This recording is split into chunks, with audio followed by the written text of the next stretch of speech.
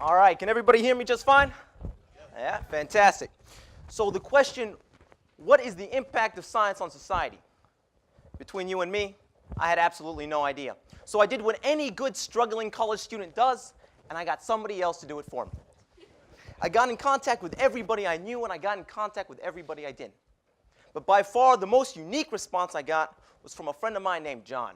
Now, John's kind of an interesting character. There's a word that we use to describe people like John. That word is redneck. You see, John is an interesting character. Everyone else I had asked until that point, they thrived for two things: engineering and scientific discovery. John also thrived for two things. He thrived for a can of beer and another can of beer. That was John. And so I said, you know, why not give it a shot? Why not give John a call? Let's see what he says. So I call up John and I go, John, I think there's something you can help me with. Why does society need science? So John, on the other hand, he takes a minute to think about it, then he goes, well, Mahdi, the way I see it, everybody likes beer. Cold beer is good beer. So by making beer cold, you do good for society. And guess who makes beer cold, Mahdi? Engineers do. You know, that's what progress is, after all. And as if he won some Nobel Prize just now, he goes, cold beer, cold beer, and engineers. So with that interesting philosophy in mind, I headed off to my first ever biomedical engineering class. And the room is absolutely electric. Everybody's super excited to finally be here for their first engineering class. I go inside, the professor knocks on the door, and he walks on in. And he looks at each and every one of us, and he goes, what is engineering?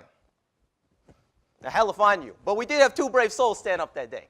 The first guy goes up and he says, well, engineering is the application of scientific, economic, social, and practical knowledge in order to design, build, maintain, and improve structures, designs, materials, and systems. Good for you. So after Mr. Wikipedia over there was finished, we had another guy stand up. This guy, he looked a little nervous. He stood up, he kicked his feet around a little bit, and he goes, well, I guess that really at heart, engineering is just about making life easy. It's just about making life comfortable. Now, that's something that resonated with each and every one of us.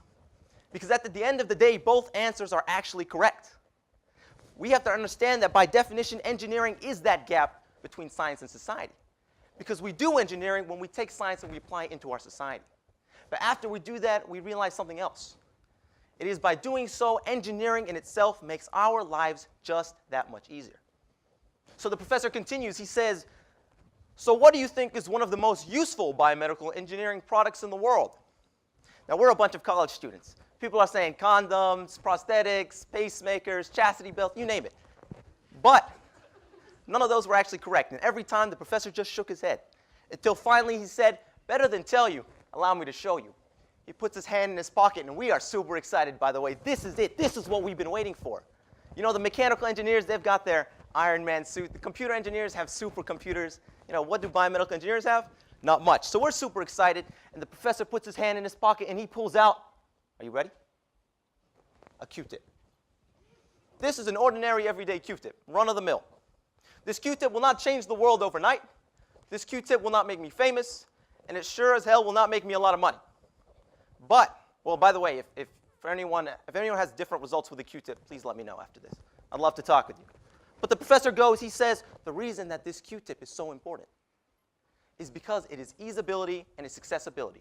It allows you to do something that would have been otherwise difficult, cleaning your ears, and makes it easy. And billions of people use it all over the world. Now, I had a chance to go home recently, and I was with my father, and we were sitting at the dinner table, and he goes, Mahdi, I haven't seen you in so long. You're a biomedical engineer. Tell me a little bit about something you do. I said, yeah, sure, Dad. So I pick a fork off the dinner table, and I say, Dad, do you see this fork? This fork is the pinnacle of modern biomedical engineering innovation. This fork has truly changed the world. It makes life easy for you so you don't have to use your hands. I've never seen my father so ashamed in his life.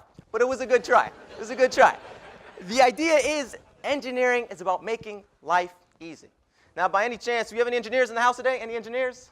Show of hands? Oh, yeah, there we go. There we go. There we go. That's great to see. One of the greatest things about engineering is the fact that we're always looking for more engineers. I had a chance to flip through the channels on my TV, and who comes up other than the President of the United States himself? You know, when he gives that speech, regardless what he's talking about, everybody starts listening. He goes, we've come a long way. Education has made great strides. and preparing our students to go on the international marketplace for success. But let me be clear. We still need more engineers. And when he said that, I got excited. I mean, talk about job security. If Obama says he needs more engineers, and you're an engineer, I mean, you have to be doing at least one thing right, you know? And so that was a relief. And so I'm jumping up and down on the chair, and guess who comes from around the corner? My mother and my father. And don't get me wrong, I love the two to death, but I can hear them, and they're not really keeping their voice that low either. My mom goes, Mahdi, I think the engineering scrambled his brain. He goes, how do you think I feel? He tried to sell me a fork last night. Engineering is about making life easy.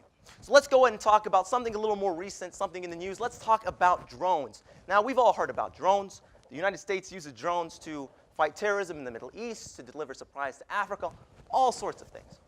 But do you want to know when the first time I heard anyone legitimately excited about the use of drones? I was sitting down much as you are right now.